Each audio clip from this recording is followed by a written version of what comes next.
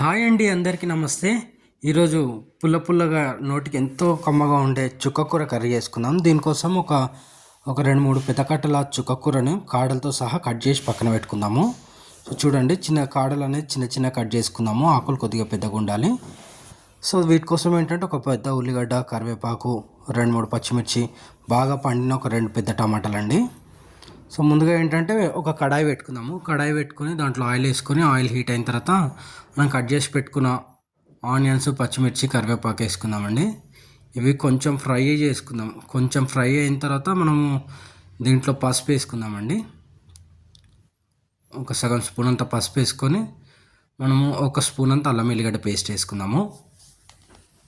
అల్లం ఎల్లిగడ్డ పేస్ట్ ఏంటంటే బాగా పచ్చివాసన పోయి మంచిగా వేగిన తర్వాత మనము కట్ చేసి పెట్టుకున్న టమాటాలు ఉన్నాయి కదా, టమాటాలు వేసేసుకుందామండి. ఒకసారి కలిపేసుకొని దీంట్లోనే కారం వేసుకుందాము. దీనికోసం ఒక 2 స్పూన్ల కారం వేద్దాము. 1.5 స్పూన్ల ఉప్పు వేసుకుందామండి. దీంట్లోనే 1 స్పూన్ ధనియాల పొడి కూడా వేసుకుందాము. వీటిని ఏంటంటే మూత పెట్టుకొని ఆయిల్లో బాగా మగ్గేదాకా, కారము టమాటా బాగా మగ్గేదాకా మూత పెట్టుకొని ఒక 2-3 నిమిషాలు ఉడికించుకుందామండి. చూసారు కదా, టమాటా అనేది కారంలో బాగా మగ్గిపోయింది కదా. ఇప్పుడు మనం బాగా నీట్గా కడిగి పెట్టుకున్న చుక్కకూర వేసుకుందామండి.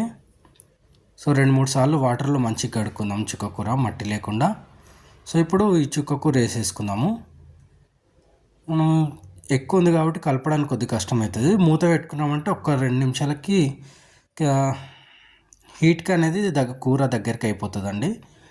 సో చూసారు కదా, ఒక 2 నిమిషాలు మూత పెట్టుకునేసరికి కూర దగ్గర అయింది. ఇప్పుడు ఒకసారి కలుపుకుందామండి. ఒకసారి కలిపేసుకొని మళ్ళీ మూత పెట్టుకుందాము. మూత పెట్టుకొని మళ్ళీ ఒక 2 నిమిషాలకి తొందరగా అయిపోతుందండి కర్రీ. ఒక 5-10 నిమిషాల్లోనే మనకు కర్రీ అయిపోతుంది.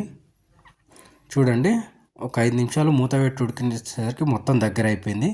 సో మళ్ళీ ఒకసారి కలుపుకొని ఒక 2 నిమిషాలు మనము చిన్న మంట పెట్టుకొని మూత పెట్టుకొని ఉడికిస్తే ఎంతో టేస్టీగా పుల్లగా కారంగా నోటికి ఎంతో రుచిగా ఉండే చుక్కకూర రెడీ అండి. మనకి ఈ కూర ఏంటంటే అన్నంలోకి ఎంతో బాగుంటుంది. మనకి ఎప్పుడన్నా నోరు బాగాలేనప్పుడు మనకు జ్వరం వచ్చిన నోరు చేదున్నప్పుడు ఈ కూరతో తినండి, నోరు ఆటోమేటిక్ సెట్ అవుతుంది. Please like, share and subscribe అండి. థ్యాంక్ యూ అండి.